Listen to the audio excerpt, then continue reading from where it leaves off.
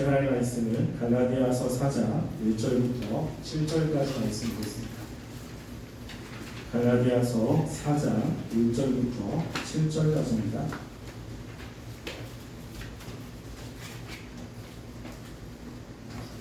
한 절씩 교독하겠습니다. 내가 또 말하노니 유업을 누릴 자가 모든 것이 주인이나 어렸을 동안에는 종과 다름이 없어서 그 아버지가 정한 때까지 분명히와 정직히 아래에 이와 같이 우리도 어렸을 때에 이 세상의 초등학문 아래에 있어서 종로를 하였더니 때가 참에 하나님이 그 아들을 통해서 때를 선하게 하시고 율법 아래에 나게 하신 것은 율법 아래에 있는 자들을 속량하시고 우리로 아들의 명분을 얻게 하려 하십니다. 너희가 아들이므로 하나님이 그 아들의 영을 우리 마음 가운데 보내사 아빠 아버지라 부르게 하셨느니라. 하겠습니다. 그러므로 너희가 이름은 종이 아니요 아들이니 아들만 하나님으로 말미암아 그것을 받을 자니라. 아멘. 우리가 지금 계속해서 갈라디아의 말씀을 살펴보고 있습니다. 제 기억으로는 지금 6개월 이상 살펴보고 있습니다. 그래서 이 갈라디아 한 장 한 장 또 한 절 한 절 읽으면서 지금 갈라디아 전체가 어떻게 흐르고 있는지를 잊어버릴 수도 있을 것 같아서 우선 지금 우리가 살펴보고 있는 전체적인 흐름 가운데 지금 우리가 보고 있는 것이 어디인지를 조금 얘기를 하고 오늘 말씀을 들으려고 합니다. 갈라디아 교회는 사도 바울이 전한 복음이 아닌 다른 복음을 들었습니다. 또 그 복음을 따랐습니다. 사도 바울이 이 얘기를 듣고서 이 갈라디아 사람들에게 다른 복음을 따르면 저주를 받는다고 먼저 선포를 합니다. 그리고 나서 사도 바울이 전한 이 복음이 그 그리스도에 의해서 주어졌다라는 것을 증명을 하는 것이 1장과 2장에 나와 있습니다.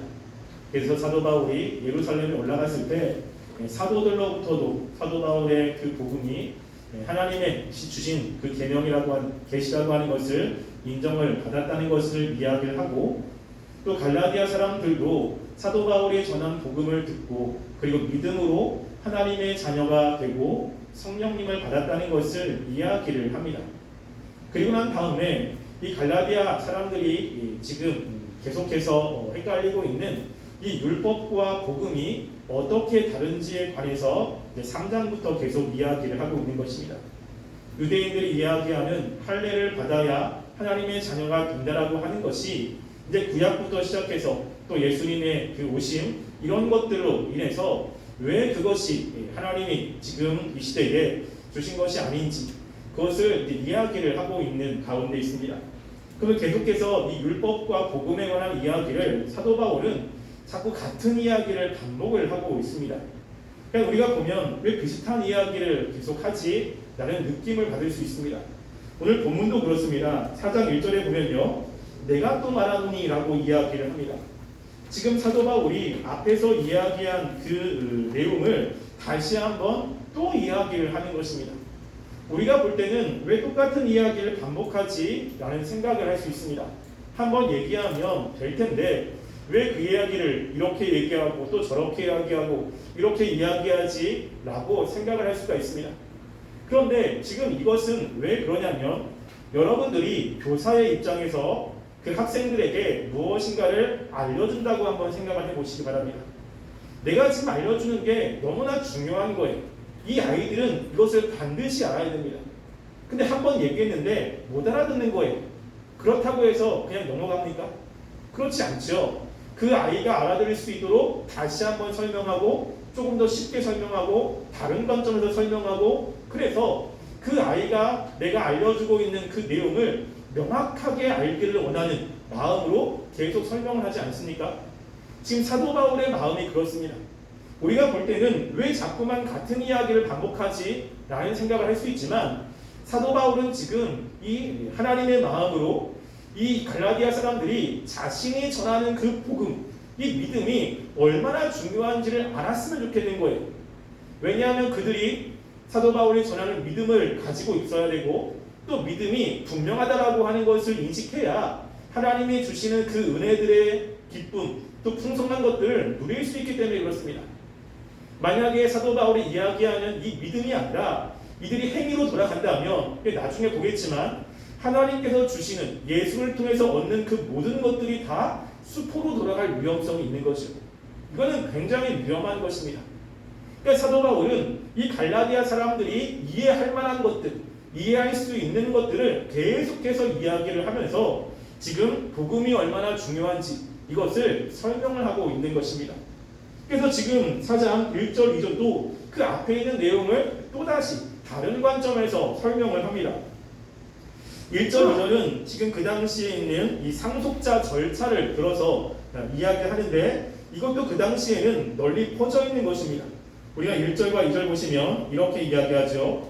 유업을 이을 자가 모든 것의 주인이나 어렸을 동안에는 종과 다름이 없어서 그 아버지가 정한 때까지 후견인과 청지기 아래에 있나니 라고 이야기합니다. 지금 이제 사도 바울이 다시 한번 이해를 돕기 위해서 또다시 예를 들어서 이야기를 하는 거죠. 뭐냐면 유업을 이을 자라고 하는 것입니다. 그 주인의 아들이죠. 다시 이 아이가 크면 주인이 되고 그 아버지가 가진 그 모든 것들을 이제 상속받게 되는 사람입니다. 그런데 그 유업을 이을 자가 어렸을 동안에는 종과 다름이 없다라고 하는 것입니다. 어릴 때에는 종과 같이 생활을 하는데 아버지가 정한 때까지 후견인과 청지기 아래에 있다라고 이야기하죠. 여기서 후견이라고 하는 사람은 어린이를 법적으로 보호하는 사람을 의미하고 있고 청지기는 재산과 노예를 관리하는 사람을 이야기를 합니다. 그러니까 지금 유업을 이을 그 주인의 자녀인데 어렸을 동안에는 그 주인처럼 행동하지 못하고 종처럼 행동하고 그 주인의 아들을 관리하는 사람이 있다는 것이죠. 언제까지입니까? 아버지가 정했을 때까지라고 이야기를 하고 있습니다.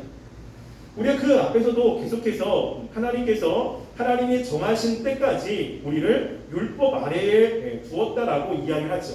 23절 말씀에 그렇습니다.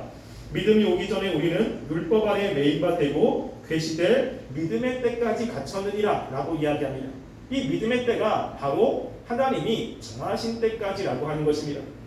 이렇게 이야기하면 이제 갈라디아 사람들이 이해를 합니다. 아, 그런 것 있지, 우리 사회에 이런 절차가 있지 라고 이해를 하고 바로 사도 바울이 어떻게 3절에서 이야기하냐면 이렇게 이야기합니다. 이와 같이 우리도 어렸을 때에 이 세상의 초등 학문 아래서 종노릇하였더라 라고 이야기하면서 지금 이 절차를 갈라디아 사람들에게 적용을 하고 있습니다. 마찬가지로 우리도 똑같은 그러한 위치에 있다는 거죠. 우리가 어렸을 때는 지금 이 사람들이 아버지가 정한 후견인과 청지기 아래에 있는 것처럼 우리가 이 세상의 초등학문 아래에서 종노릇했다라고 이야기합니다. 여기서 어렸을 때라고 하는 이때는 그 나이가 어린 것을 의미하는 것은 아닙니다. 이 어렸을 때라고 하는 것은 즉 예수님을 만나기 전까지, 예수님을 믿기 전까지의 그 기간을 이야기를 하죠. 그 기간에 있었을 때는 무엇이 사람들을 다스리고 통치했냐면 초등학문 아래에서 종노릇했다라고 하는 것입니다. 이 초등학문이라고 하는 거죠. 이 초등학문이 무엇이냐라고 했을 때 사도 바울이 이 3장과 4장에서 두 가지로 이야기를 합니다. 첫 번째는요, 3절부터 우리 5절까지 해서 이야기를 하는 것처럼 무엇이냐면 율법 아래에 있는 것입니다. 특별히 이 4절 말씀에 이렇게 이야기하죠. 때가 차면 하나님이 그 아들을 보내사 여자로 나게 하신 것은 율법 아래에 나게 하신 여자에게 나게 하시고 율법 아래에 나게 하신 것은 율법 아래에 있는 자들을 속량하시고 라고 이야기합니다. 그러니까 지금 이들이 예수님이 오시 전까지 어디에 속량을 받았냐면 율법의 속량, 율법 아래에서 매임이 되었다는 것입니다. 그래서 이 초등학문이라고 하는 것은 이 유대인에게는 율법 아래에 살았던 삶을 이야기를 하고 있고, 근데 이방인에게는 이 율법이라는 것이 없잖아요. 그럼 이방인들에게는 무엇이 초등학문이냐면 이 8절 말씀에 이제 설명을 합니다. 자, 8절 말씀 보시면 이렇게 이야기하죠. 그러나 너희가 그때에는 하나님을 알지 못하여 본질상 하나님이 아닌 자들에게 종노릇하였더니 라고 이야기합니다. 너희라고 하는 이 사람들은 바로 갈라디아 사람들이죠. 이방인들을 이야기합니다. 너희 이방인들은 그 예수님을 알기 전까지 어떻게 해요? 하나님이 아닌 자들에게 종노릇했다라고 이야기합니다.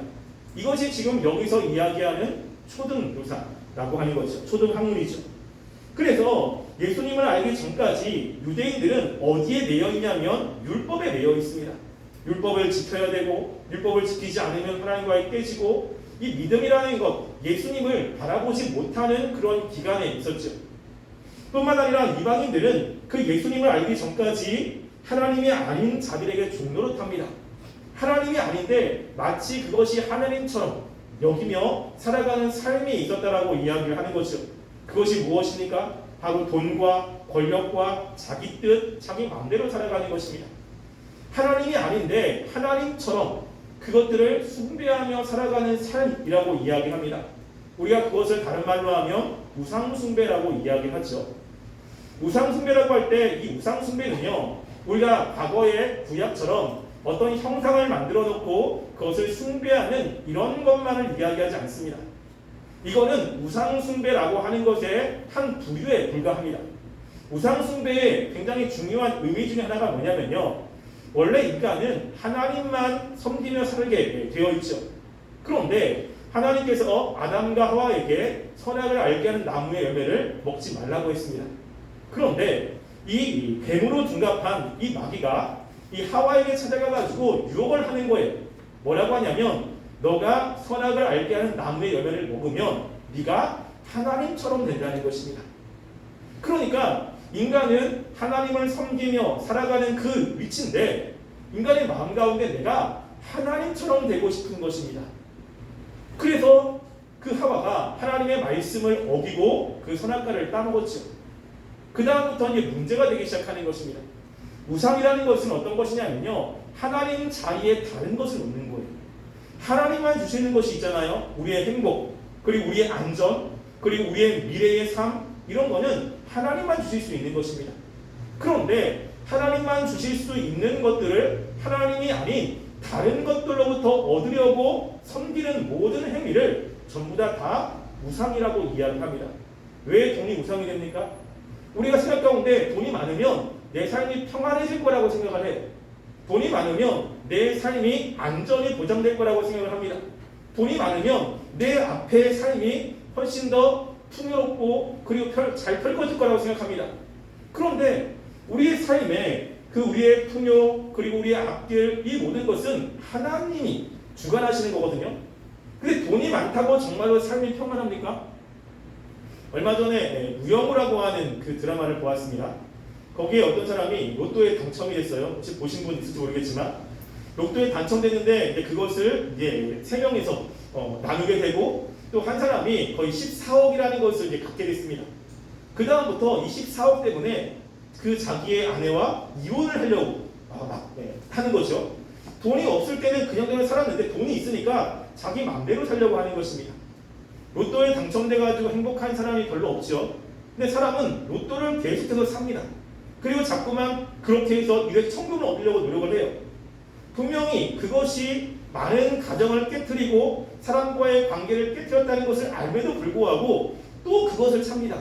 왜 그렇죠? 마음 가운데 뭐가 있으니까 그걸 당첨되면 내 삶이 조금 나아질 거라고 생각하는 거예요. 그것이 당첨되면 내 삶이 조금 더 풍요로워지고 행복해질 거라고 하는 마음이 있습니다. 권력도 그렇죠. 여러분 근데 과연 그렇습니까? 그렇지 않아요. 그렇지 않은데 자꾸만 사람들은 그 하나님만이 주실 수 있는 것들을 그렇게 돈이나 명예나 인기나 아니면 내가 어떤 꿈꾸었던 그 꿈을 이루는 것으로 그것으로 내 삶의 행복을 추구하려고 노력을 합니다. 이게 우상이라고 하는 거예요. 그래서 계속 그것들을 추구하며 살아가죠. 이서 우화 가운데 이런 우화가 있습니다. 무엇이냐면 여우와 포도나무라고 하는 우화인데요. 왜냐면요, 포도나무가 높이 이렇게 있었어요. 근데 여우가 밑에서 그 포도를 따먹으려고 계속 점프를 뛰는 것입니다. 수많은 여우들이 그것을 따먹으려고 점프를 합니다. 그 중에 한 여우가 그것을 딱 올라가가지고 따먹은 거예요. 밑에서 볼 때는 너무너무나 맛있을 것 같고 그만 먹으면 너무 좋을 것 같은데 딱 먹어봤는데 너무 싱거워요. 자기가 생각하는 그러한 포도 열매가 아닌 것입니다. 근데 자기가 먹고 나서 밑에 있는 사람들에게 야, 이 포도나무는 너무 맛이 없다라고 하면 자기가 그동안 해왔던 그 삶이 억울하잖아요. 그러니까 뭐라고 하냐면 야, 이 포도 열매 너무 맛있다. 야, 이게 너무너무나 맛있고 달콤하다. 그리고 휙 떠났대요. 그러니까 밑에 있는 사람, 이 여우는 그 얘기를 듣고서 더 이제 안달이 난 거죠. 야, 정말 맛있나 보다. 또 한 여우가 올라갑니다. 그걸 먹어요. 먹었더니 속았다는 생각이 드는 겁니다. 자기가 했던 게 또 억울한 거죠. 그럼 뭐라고 하죠? 밑에 있는 여우에게 야, 진짜 맛있다. 그러고 떠나는 거예요. 이 세상에 있는 것이 그렇습니다. 우리가 돈과 명예 이런 것들이 삶에 행복을 준다면 돈이 많은 사람은 다 행복해야 돼요. 대통령 가장 행복해야 됩니다. 명예가 가장 행복해야 돼요. 근데 그렇지 않다는 거예요. 왜냐하면 우리의 삶의 안정과 행복 이런 것들은 하나님만 주실 수 있는 거예요. 그런데 하나님이 아닌 다른 것들을 하나님 자리에 놓고 그것들을 자꾸만 추구하며 살아가는 삶이 바로 이방인들의 삶이었다는 것입니다. 그것이 그들에게는 바알 숭배였고 이세벨을 숭배하는 것이었고 다른 것이었다는 거예요. 이 갈라디아 사람들도 그랬다는 것입니다. 그들이 예전에는 이렇게 초등 학문 아래에서 종노릇하며 살았는데 이제는 달라졌다라고 하는 이야기를 하는 거죠. 그게 4절 말씀입니다. 4절에 보면 이렇게 이야기하죠. 때가 참에 하나님이 그 아들을 보내사 여자에게서 나게 하시고 율법 아래에 나게 하신 것은 이라고 이야기합니다. 우리나라 말에는 4절 처음에 때가 참에라고 되어 있는데 이 앞에 단어가 하나가 빠졌어요. 그게 뭐냐면요. 그러나라고 하는 단어입니다. 이건 굉장히 중요한 단어입니다. 이 절에는 지금 유대인들도 그렇고 이방인들도 그렇고 초등학문 아래에서 종노릇하며 살았는데 그런데 때가 차서 이제 그들의 삶이 바뀌는 때가 왔다는 거예요. 그래서 이 그러나라고 하는 단어가 굉장히 중요한 단어입니다. 우리가 로마서에서도 보면요. 로마서는 이 1장부터 2장, 3장, 20절까지 하나님께 버림받은 사람들에 대해서 쭉 이야기를 합니다. 이방인들도 그렇고 유대인들도 그렇고. 그런데 갑자기 로마서 3장 21절에 보면 거기서 무슨 단어가 나냐면 그러나 이제는 이라고 나오는 거예요. 예전에는 하나님과 멀어지고 하나님 외에 다른 신을 섬기며 살았는데 그러나 이제는 우리의 인생이 바뀌었다는 것을 그렇게 표현합니다. 여기도 마찬가지예요. 그렇게 우리가 예전에 초등학문 아래에서 자꾸만 그렇게 살았는데 이제는 바뀌었다는 거예요.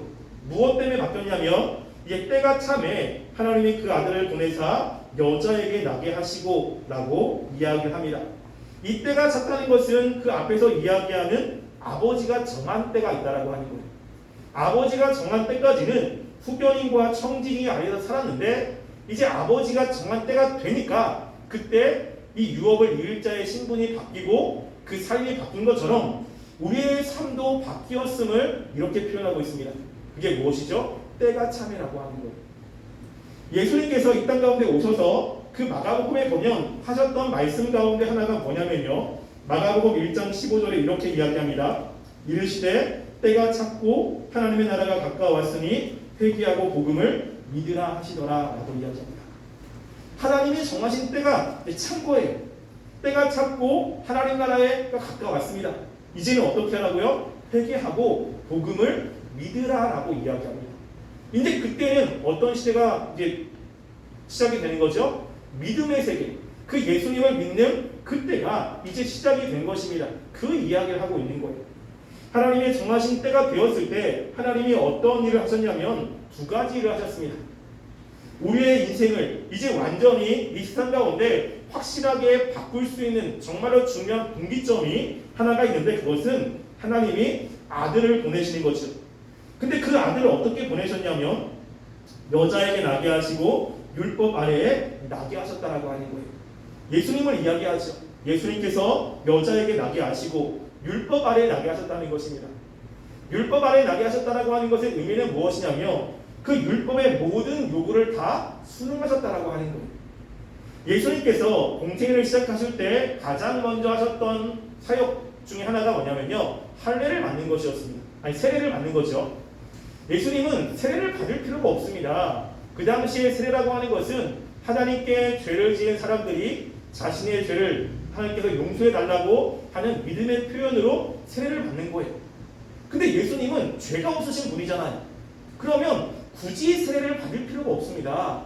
근데 예수님께서 왜 세례를 받으셨죠? 예수님께서 율법의 말씀을 지키시기 위해서 받으신 거예요. 마태복음 17장 25절부터 26절에 보면 이런 말씀이 있습니다. 그 어떤 사람이 예수님이 함께 있었던 제자들에게 이야기를 하죠. 야, 예수님도 이렇게 세금을 내셔야 되지 않냐? 라고 이야기합니다. 근데 예수님께서 그 제자들에게 이야기를 하죠. 뭐라고 하냐면 세상 임금이 누구에게 관세와 부세를 받느냐? 자기 아들에게냐 타인에게냐? 베드로가 이르되 타인에게니라. 예수께서 이르실 때 그러면 아들들은 세를 면하리라 라고 하면서 세를 내시는 거예요. 굳이 낼 필요가 없습니다. 근데 예수님께서 율법에 나와 있는 그 모든 것들을 다 내시는 거예요. 근데 그렇게 예수님께서 오신 이유가 뭐냐면요, 그 다음에 그 이유를 5절에서 이야기를 합니다. 5절 보시면 두 가지를 이야기하는데요, 이것도 굉장히 중요합니다. 자, 5절 보시면 이렇게 이야기하죠. 율법 아래에 있는 자들을 속량하시고 우리로 아들의 명분을 얻게 하려 하심이라 라고 이야기합니다. 예수님이 오신 이유가 무엇이죠? 율법 아래에 있는 사람들, 그 사람들을 속량하시기 위한 것이라는 거예요. 구약의 율법 가운데 있는 사람들은 구약의 유대인들이지 않습니까? 그들은 자신들이 하나님의 자녀라고 생각하고 자신들이 의롭다라고 생각하는 사람들이에요. 그러면 이 사람들은 만약에 율법대로 살아가면 속량을 받을 필요가 없습니다. 그런데 예수님께서 오신 이유는 율법 아래에 있는 사람들에게 속량하기 위한 거예요. 그들의 죄를 대속하기 위해서 이 땅에 오셨다는 것입니다. 그리고 또 하나는 무엇이냐면 그 아들의 명분을 얻게 하려 하심이라고 하는 거예요. 그래서 예수님이 이 땅에 오셔서 하신 것 가운데 정말 중요한 두 가지가 뭐냐면요, 하나는 속량하시고 라고 하는 것과 또 하나는 아들의 명분을 얻게 하신 것이라는 것입니다. 속량했다는 것은 예수님이 우리의 죄를 위해서 대신 죽으셨다는 것을 의미하고 있고, 아들의 명분이라는 것은 굉장히 중요합니다. 이제 이게 우리의 신앙생활과 긴밀한 연관이 있고요, 내가 정말로 하나님의 자녀로서 이 땅 가운데 잘 살고 있는가 라고 하는 것이 이 아들의 명분과 굉장한 그 관계가 있습니다. 우리말에 아들의 명분이라는 것은 그냥 아들이 아닌데 명분만 주어지는 것처럼 느껴지게 돼요. 그래서 명분만 주어지고 실질적인 어떤 권리나 이런 것들이 없는 것처럼 느껴질 수도 있습니다. 그런데 이 헬라어는 그렇지 않습니다. 이 헬라어의 단어는요, 휘오데시안이라고 하는 단어예요.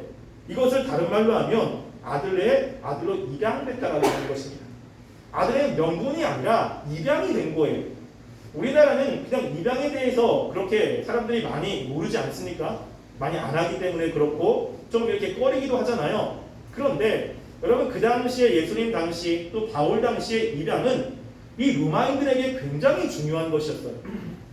여러분, 로마를 정말로 강대국으로 만든 그 사람이 그 가이사랴 아니겠습니까? 이 시저가 로마를 굉장히 강력한 나라로 만드는데 시초의 역할을 합니다. 그럼 여러분들이 이 시저의 그 다음 왕이 누굴까요? 혹시 아십니까? 시저의 다음 왕, 가이사랴의 다음 왕.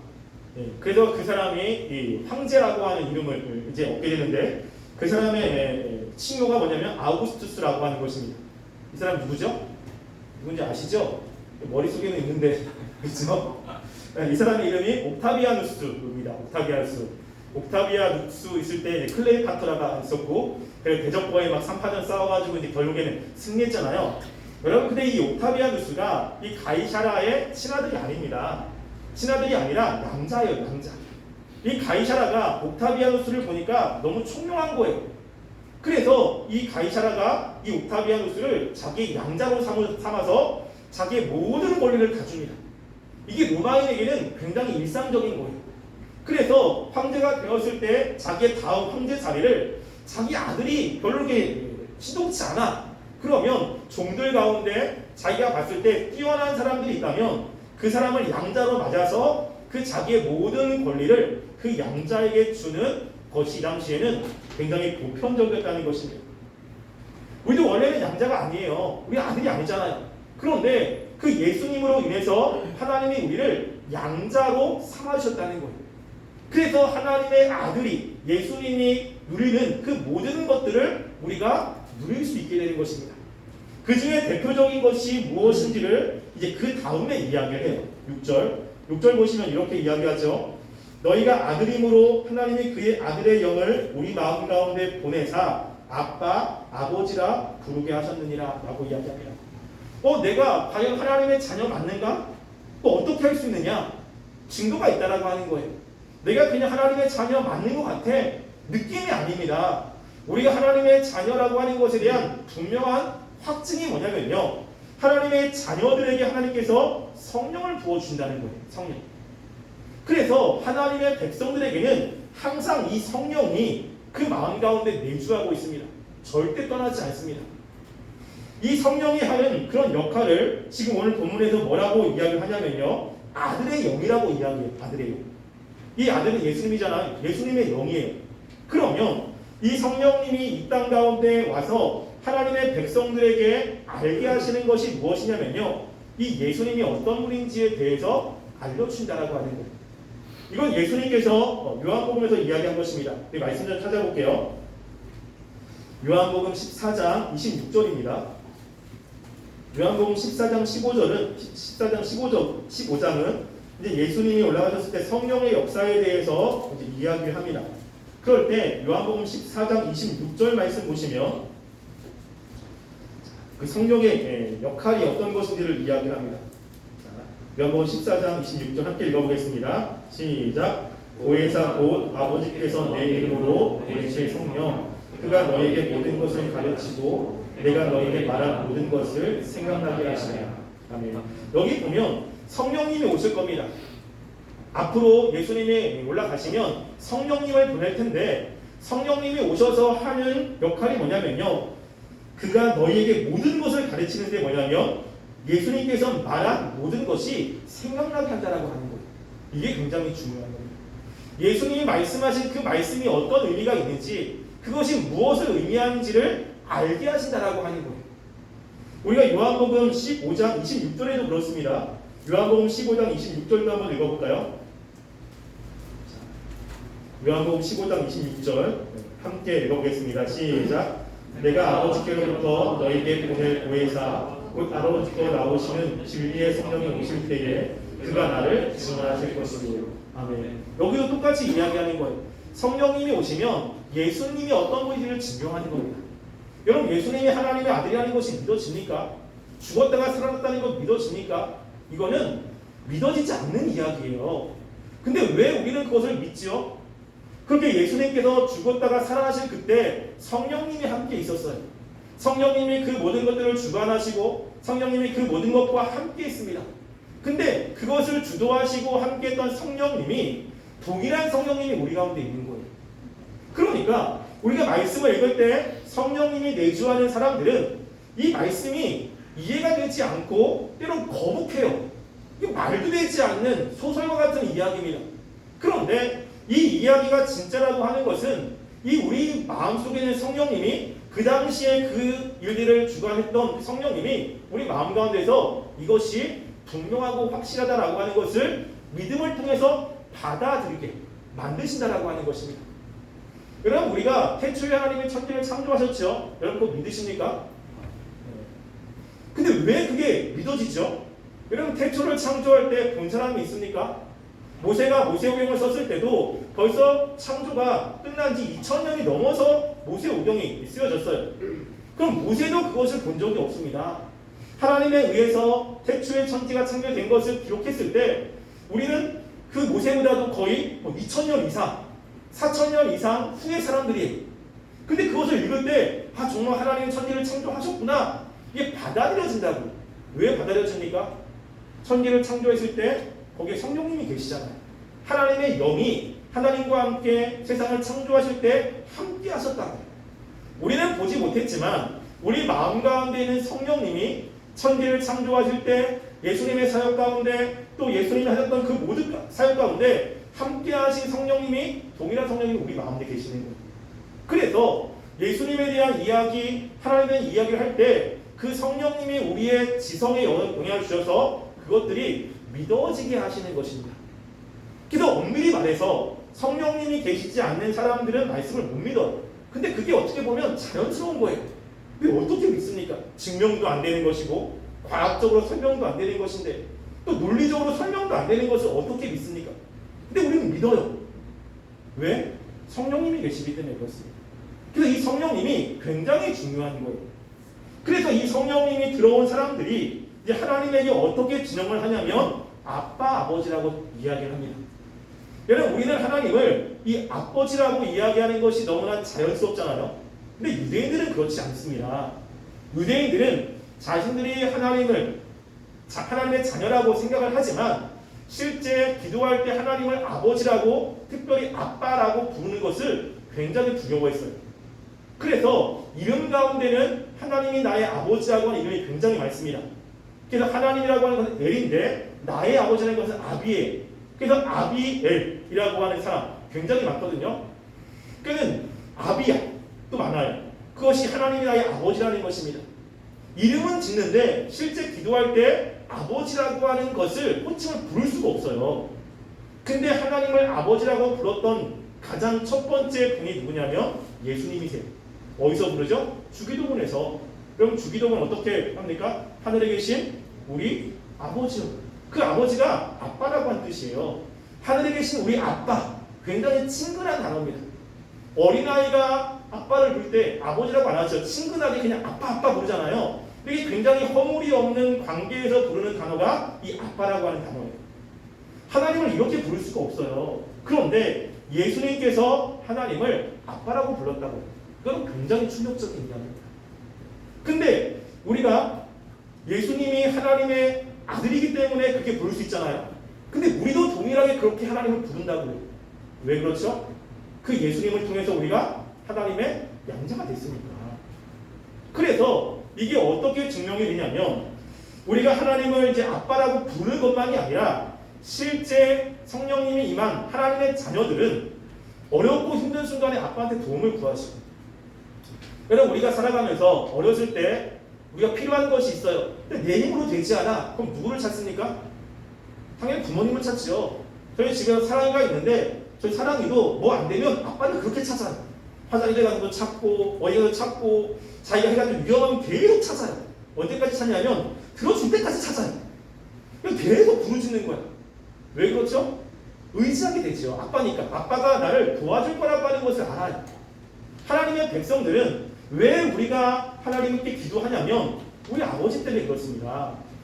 내가 무엇인가 시간을 내서 기도하는 것만이 아니라 어렵고 힘들 때 자연적으로 우리가 하나님의 자녀이기 때문에 하나님께 기도하는 삶으로 나오게 되어 있다는 것입니다. 그래서 우리가 하나님의 자녀라고 하는 것은 정말로 내가 힘들고 어려운 순간에 내 힘으로 할 수 없다라고 하는 순간에 그때 하나님께 나가고자 하는 마음이 생기고 하나님께 기도하는 마음이 생긴다라고 하는 것. 이게 굉장히 중요한 것입니다. 그래서 우리가 하나님의 자녀라고 하는 것의 그 중요한 모습은 뭐냐면요. 우리가 기도하는 거예요. 뭐 우리는 기도가 그냥 늘 예수 믿는 사람이니까 기도를 해야 되지 라고 하는 것으로 알고 있지만 실제 기도라고 하는 것은 하나님이 나의 아버지라는 것을 성령님에 의해서 분명히 믿는 사람들에게 나오는 자연적인 모습이라는 거예요. 이게 자녀의 모습입니다. 다른 사람은 하나님께 그렇게 못 구해요. 하나님께 뭔가를 얘기하려면 내가 하나님께 한 게 뭐가 있지? 거래를 하죠. 거래를. 우리 아버지가 아닌 다른 사람에게 무엇인가를 부탁하려면요. 설득을 해야 되고 거래를 해야 돼요. 그런데 아버지에게는 그런 것이 필요 없습니다. 뭐죠? 나 힘들어. 도와주세요. 아 정말 난 아무것도 할 수 없는데 도와주세요. 라고 이야기하죠. 우리가 하나님께 기도할 때 하나님 내가 보니까 하나님께 예배를 좀 많이 드렸죠. 하나님 내가 하나님께 보니까 헌금도 좀 드렸어요. 그러니까 하나님 나를 좀 도와야 되지 않습니까? 여러분 이거는 거래예요. 거래. 근데 우리가 하나님께 기도할 때 그렇게 합니까? 아니에요. 어려우면 무조건 도와달라고 그래. 내가 하나님께 뭐 잘한 것도 없는데 그냥 도와달라고 그래요. 그 이유가 뭐냐면 성령님이 우리 가운데 내주하셔서 내가 하나님의 자녀라고 하는 것을 증명해 주시는 거예요. 그래서 지금 사도 바울이 하나님의 자녀가 됐다. 그 하나님의 백성이 됐다라고 하는 것의 가장 중요한 그 증거가 뭐냐면 하나님을 아빠, 아버지라고 부른다라고 하는 것입니다. 단지 그냥 기도 시간에 부른다라고 하는 게 아니라 이 부른다라고 하는 삶이 있다라고 하는 거예요. 여러분 가운데 정말 어렵고 힘든 순간에 하나님을 찾습니까? 내가 하고 싶은 대로 다 해요. 괜찮습니다. 내가 정말 의지할 수 있는 거 다 의지해요. 근데 더 이상 할 게 없어. 더 이상 내 힘으로 할 수 없는 그 순간에 여러분들은 누구를 의지합니까? 제 딸도 그러거든요. 제가 뭘 도와준다고 그러면 요즘에는 이게 자기 자아가 굉장히 강해져서 자기가 한다고 그래. 뭘 도와주면 짜증을 냅니다. 그렇게. 내가 할 수 있는데 막 울어요. 그러니까 아예 도와주지 않아요. 그러니까 자기가 할 대로 다 하는 거예요. 해도 안 되면 아빠 찾아요. 그때. 여러분 우리가 그럴 수도 있습니다. 내가 의지했던 건 모든 것들 다 할 수 있어요. 다 해보고 해봤는데 안 돼요. 그럼 그 순간에 여러분들은 누구한테 갑니까? 하나님을 찾습니까? 근데 왜 찾죠? 내가 하나님의 자녀이기 때문에 찾는 거예요. 지금 그것을 이야기하고 있는 것입니다. 그래서 지금 우리가 하나님의 자녀라고 하는 것의 굉장히 중요한 모습 가운데 하나가 뭐냐면요. 기도라고 하는 거예요. 기도. 그리고 기도할 때 하나님께 거래를 하는 것이 아니라 내 아버지이신 하나님께 나의 어려움을 호소하고 나의 필요를 호소해서 하나님께 도움을 구할 수 있는 것. 이거는 하나님의 자녀가 아니면 불가능하다는 것을 이야기를 하고 있는 것입니다. 따라서 우리가 내가 정말 하나님의 자녀가 되었는가라고 하는 것을 이걸 통해서 확인할 수 있습니다. 우리가 하나님의 예수님을 믿는다면 우리는 하나님의 자녀가 되는 것입니다. 자녀의 특권 중에 하나가 뭐냐면 하나님께 기도한다라고 하는 것입니다. 여러분들 한가운데 정말 하나님을 찾고 있는지를 확인해 보시고 내가 정말로 하나님의 자녀인지를 그걸 통해서 확인하셔서 하나님의 놀라운 은혜와 또 하나님의 주시는 그 풍성한 것들을 우리가 살아가는 삶이 되기를 간절히 소원합니다. 기도하겠습니다. 우리 시간 함께 기도했으면 좋겠습니다.